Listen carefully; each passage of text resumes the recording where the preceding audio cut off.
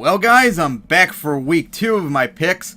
But anyways, last week I went 12-4. Not bad, but I think last year in week 1 I went 14-2. We gotta see about that. Of course, I think last year in week 2, I think I went 4-12. Ugh. Because so many fucked up shit happened that week. So many close games went one way or the other. So it's probably not surprising that I got that wrong. But anyways, to my left, and actually to my right, but to your guys' left, up there, is the playoff stand-ins after week 1. Ever since 2009, I've always done this. After each set of games, I always update the playoff bracket. I enjoy it so much. Been doing it since 2009. So if the season ended today, this is the playoff bracket. So we get week 2 underway with the first Thursday night game of the year. Jets at Bills. And of course, the Bills have absolutely destroyed the Jets, except last year, these last 4 years. The Jets have not won there since 2011. And although Tyrod Taylor and that Bills offense was terrible against the Ravens, that Jets offense didn't really play that much better against the Bengals either. So I think once again, the Bills will win it, but this time probably very close, 17-16. Then it's the 49ers at Panthers. And I forgot to mention, I actually wrote down a whole bunch of scores for each game beforehand, so I didn't have to figure them on the fly. That will hopefully save some time. But of course, even if Cam doesn't play, which I'm not quite sure about because I heard about the injuries, but even if he doesn't play, Derek Anderson has been pretty good backup for him these last 2 years. So if Cam doesn't play, the Panthers will still win, and I'll say 34-6. Then it's the Ravens at Browns. And remember, since 2012, all the games have been pretty close when they go there.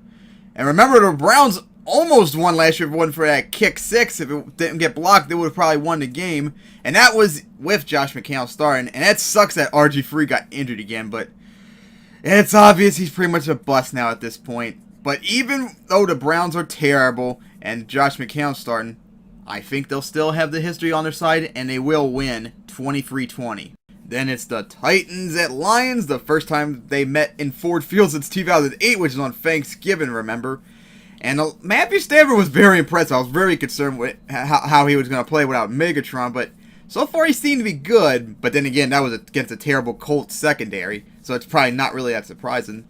But then again, the Titans don't really have much good secondary either, although that defense is a lot better these last 2 years after that terrible 2014 season. But I think the Lions will get revenge from that Thanksgiving crushing they got and will win 27-13. Then it's a rematch from both week 1 of last year and the wild card round of the playoffs last year too. Chiefs at Texans. So ain't that nice? They play each other 3 times in slightly over a year. And just like what happened in the week 1 of last year, just like the wild card last year, the Chiefs will win 27-12. They're just, even though the Texans are probably, I don't know about even, but pretty close to even, some teams are just matched up better against other teams.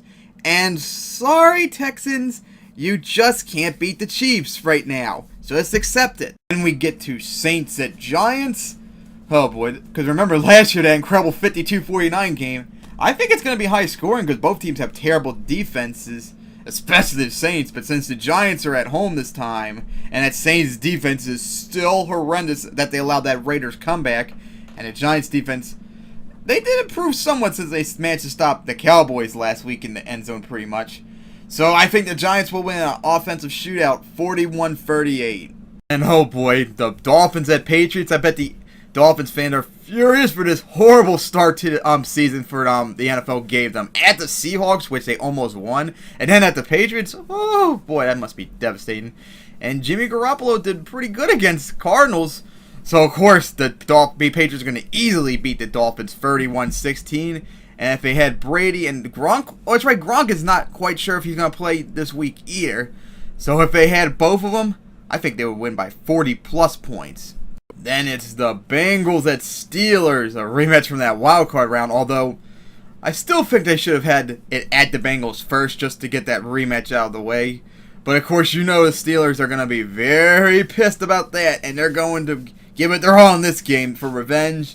And of course, the Steelers, I think, will win 27-10, although history has shown Since 2012, it's split. Bengals won there in 2012 and last year too, but the Steelers also won there in 2013, 2014, and they were in pretty convincing fashions too. So I expect the Steelers' history will repeat again. And the Cowboys at Redskins. Dak Prescott was pretty solid, although the Giants held him back from the end zone, so that was really disappointing. And of course, Kirk Cousins disappointed. Like I accurately predicted pretty much after last year. It was probably like a one-year wonder. But I think the Redskins will still win this one 22-20. Alright, now we get to the 4 p.m. games, and first up would be the Buccaneers at Cardinals. Buccaneers, like I predicted it. Jameis Winston was going to be excellent against the Falcons. I was right, but unfortunately, he's going to have to go up against a team that is Patrick Peterson and Tyrann Mathieu or whatever. I don't know if both were playing because I heard both were like injured. But even if just one of them plays, that Cardinals defense is going to give him a hissy fit. And I think the Cardinals will easily win 32-24. Then, of course, it's the Seahawks at Rams. And the Rams will make their first home debut in LA since December of 1994. And although I'm sure everyone saw that Monday night game and think the Rams are dog shit and their offense is terrible, which is true. But don't forget, since 2012... the Rams are 3-1 against this incredible Seahawks team. And the only time the Seahawks won in 2013, it was 14-9. And that Rams offense was not good then. So guess what? Even though the Rams are shitty, and also including the fact that Russell Wilson may not play, I'm going to buck the trend and say the Rams will win 17-13. Then, of course, it's Colts at Broncos. Oh boy, Andrew Luck was very good, but then again, that Lions secondary was terrible. That Broncos secondary, although it has a lot of names, also can get shredded a lot, so he might get a whole good game against them. But he's got to deal with that front four and that linebacking core. I don't think he's going to do well against that, though. And Trevor Siemian, he might actually do pretty good against that terrible Colts secondary, so we'll see about that. But I think the Broncos will win 26-19. Then it's the Falcons at Raiders. First time since 2008. And, of course, that incredible comeback that the Raiders had against the Saints. That was great. And guess what? At home, against a terrible Falcons defense, too? Oh, it's going to be a rout.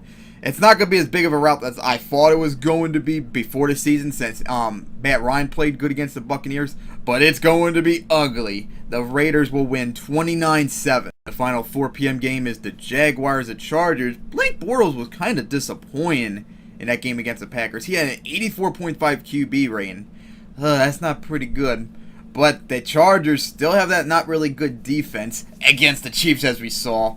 And, of course, they lost Keenan Allen, I think, for the rest of the year. Ooh, boy, that's not good. And I think it'll go into overtime, but I think the Jaguars will pull it out 27-21. And we get to Sunday night. Packers and Vikings, and the Vikings will make their first ever debut at, I can't remember what exactly it was called. I think it was US Bank Stadium or something like that. Oh, man, I can't wait to see the inside of that stadium since I couldn't get any Vikings preseason games. But, of course, the Vikings don't have Teddy Bridgewater, and AP did not look good at all against that Titans defense. So, just like last year, when the Packers beat them 30-13, I think the Packers will win 30-14. And then, of course, finally, the Monday night game, the Eagles at Bears, which I still, for life of me, do not get why they made this a Monday night game, as both teams are fucking dog shit.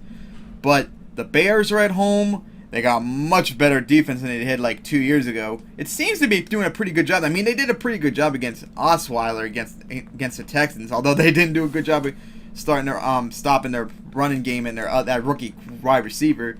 But against Carson Wentz, I don't think he's going to do as good as he did against that terrible Browns defense. So I think the Bears will pull it off 21-19. So those are my picks for Week 2. And hopefully I won't do as bad as, like, I think it was 7-9 last year for Week 2. And continue to do that incredible 12-4 record so far for the year. And leave your comments. And if you don't like them, and if you're not going to be nice about it, suck my dick and die. And I can't wait to do Week 3. And I can't wait to watch Jets at Bills tonight.